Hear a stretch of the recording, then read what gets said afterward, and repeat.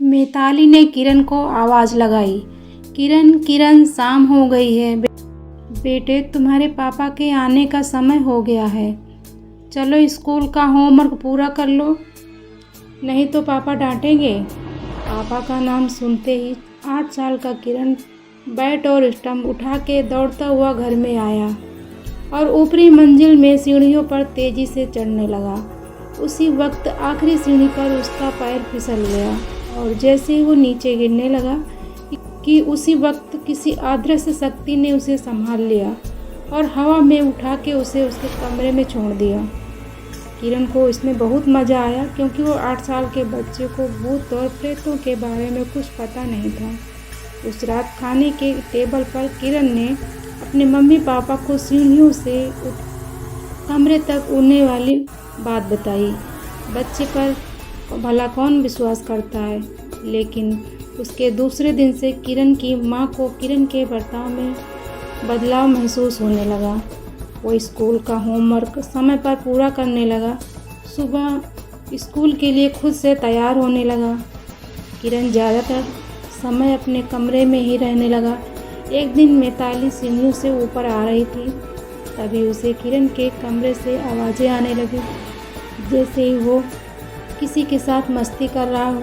मिताली ने दबे पैरों से जाकर दरवाजे के होल से देखा तो डर के मारे उसकी सांस फूलने लगी, क्योंकि एक आदमी की धुंधली सी परछाई बालकनी के पास खड़ी थी और उसके बाजू में किरण उसका हाथ पकड़ के खड़ा था। उस आदमी ने जब पीछे मुड़ के देखा तो मिताली डर से दहल गई, क्योंकि उसका चेहरा बड़ा ही भयानक था। उस पर गहरी चोट के निशान थे। देखते ही देखते वो आदमी कुछ ही पलों में हवा में गायब हो गया। फिर मिताली दरवाज़ा खोल के दौड़ती हुई आई और किरण को सीने से लगा के बाहर की तरफ भागी। जब मिताली ने किरण से पूछा कि वो आदमी कौन था, तब किरण ने कहा, विश्वास अंकल थे। वो रोज़ मेरा ध्यान रखते हैं, कभी कभी मेरे साथ स्कूल भी आते हैं। मैंने आपको बताया था ना, उस दिन एक अंकल मुझे सीढ़ियों से हवा में उड़ाते हुए कमरे में लाए थे, वो यही हैं।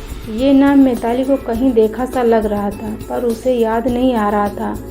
पर इन सब से उसे डर भी लग रहा था। पर तसल्ली इस बात की थी कि उस आत्मा ने किरण को अब तक कोई नुकसान नहीं पहुंचाया था। उस दिन स्कूल में कोई फंक्शन होने की वजह से स्कूल 11 बजे था। मिताली ने किरण को स्कूल बस में बिठा दिया और घर वापस आ गई। तभी उसने पाया कि बेडरूम में लगे आईने पर लिपस्टिक से एक नाम लिखा था, मदर टेरेसा अनाथालय, जहाँ से मिताली और उसके पति आरव ने किरण को गोद लिया था।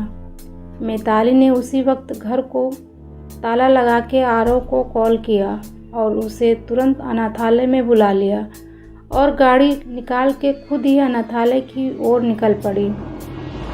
दोनों वहां पर एक साथ पहुंचे और जाकर वहां के संचालक से मिलकर किरण के भूतकाल के विषय में जानकारी की मांग की, पर संचालक महोदय कुछ भी बताने के लिए तैयार न थे। तब मिताली ने उन्हें सब हकीकत और वो नाम बताया। वो सुनकर संचालक महोदय सच्चाई बताने के लिए राजी हो गए। वो बोले कि विश्वास त्यागी ये किरण के पिता का नाम है। किरण को जन्म देते वक्त उसकी माँ गुजर गई थी। उसके बाद उसके पिता ने ही उसे पाला, पर बदकिस्मती से एक कार एक्सीडेंट में उसकी मौत हो गई। किरण भी उसी कार में था, पर वो किस्मत से बच गया, लेकिन सिर पर गहरी चोट लगने की वजह उसकी यादें मिट गई हैं। जब किरण के किसी भी रिश्तेदार हमदर्दी नहीं दिखाए, तब कोर्ट उसकी जिम्मेदारी हमें सौंपी।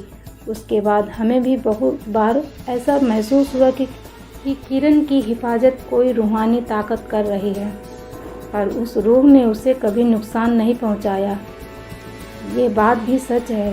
सारी बात ठीक से समझने के बाद मिताली और आरव जब घर पर लौटे और वो बेडरूम में बैठे बातें कर रहे थे, तभी उनके सामने ही वहाँ के आईने के पास खड़ी एक लिपस्टिक हवा में उड़ी और आईने में लिखा था, मेरे बेटे किरण को पढ़ा लिखा कर एक अच्छा इंसान बनाना, यही मेरी आखिरी इच्छा है। उसके बाद खिड़की के पास एक धुंधली सी आकृति दिखाई दी और एक आवाज़ सुनाई दी, मैं हमेशा किरण के आसपास रहूँगा।